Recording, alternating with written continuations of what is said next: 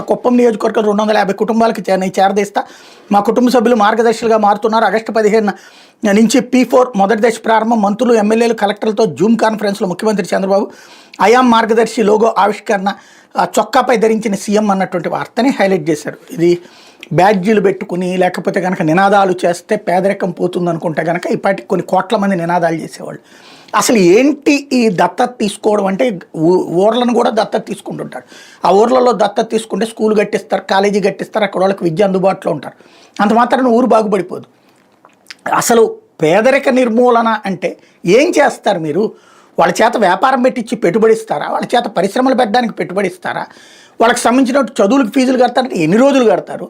మీ ప్రభుత్వం ఉన్నంత వరకు కడతారా? తర్వాత కూడా జీవితకాలం కడతారా? వాళ్ళకి కట్టడానికి సంబంధించి ఉన్నటువంటి దానికి మీరు ఏమైనా ఎగ్జంప్షన్స్ తీసుకుంటున్నారా? ఇన్కమ్ ట్యాక్స్ అసలు ఏంటి అన్న స్పష్టత లేకుండా జనం ఎవరు అడగరు, లేదా మీడియా ఎట్లాగూ మనం ఏం చెప్తే అదే రాసేస్తుంది కాబట్టి అద్భుతంగా జరిగిపోతుంది. నెలకు 1500 రూపాయలు పేదలకు ఇవ్వకుండా ఉండటం కోసం ఈ P4 బ్యాడ్జీలు పెట్టుకుని తిరుగుతామంటే కనుక ప్రజలు దాన్ని అర్థం చేసుకోరు అనుకుంటే అమాయకత్వం. ఇకపోతే డ్రోన్ నుంచి